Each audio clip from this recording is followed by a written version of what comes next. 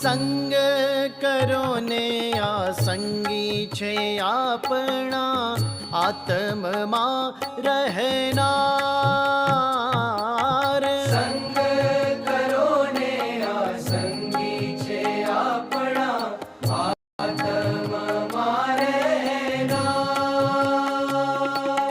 ઘણા કાળની ભૂલ ને ટાળો, ઘણા કાળની ભૂલ ને ટાળો, હે તેથી કામ થનાર રે સખી. જુઓ આ સ્વામી પુરુષોત્તમ પામી, રાખી ના ખામી સૌના હે પૂરણ કામી.